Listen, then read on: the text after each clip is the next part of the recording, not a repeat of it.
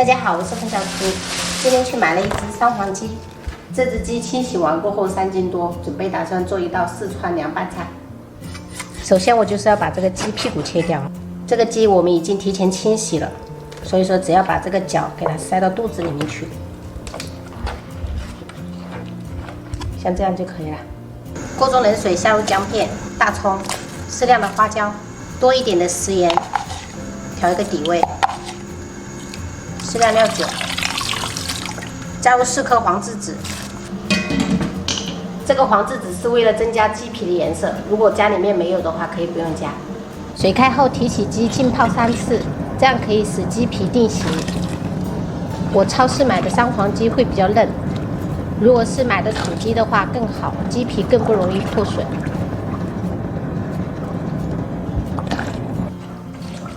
好了。我们这个鸡比较大，3斤多，所以我们要小火煮20分钟，焖10分钟。如果鸡比较小的话，可以减少一下时间。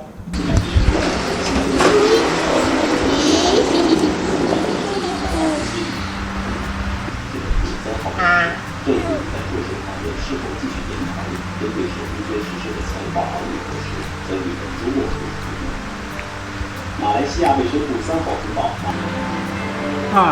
谢谢。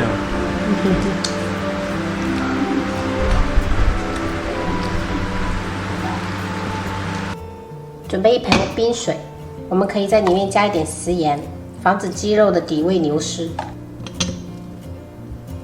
那我们直接给它夹起来，放入冰水中，这样可以让鸡皮立刻收紧，吃起来会更有弹性。我们先把鸡爪子给它剔出来。朋友们，这一道藤椒鸡我只用到鸡腿部分，因为它肉质比较嫩，比较好吃。那其他部分我会回锅再煮成鸡汤，这样子也不会浪费。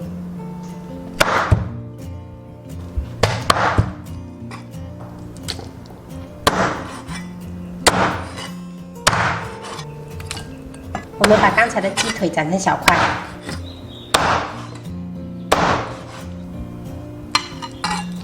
锅中倒食用油。卤肉过后下入藤椒，小火炒香，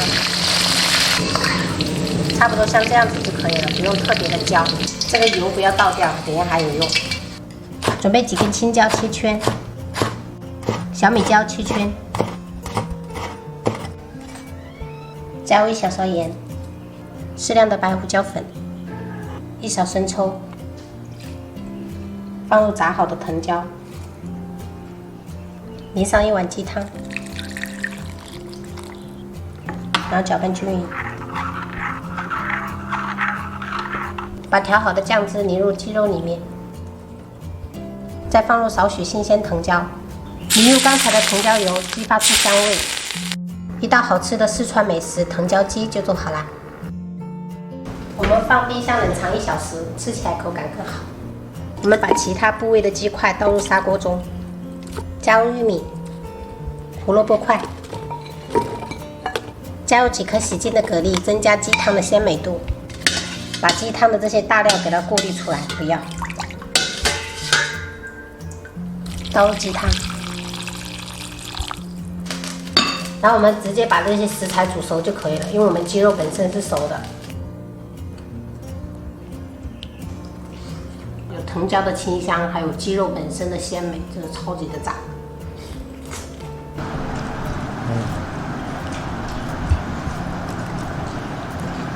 老弟呀，大嘴呀，麦麦，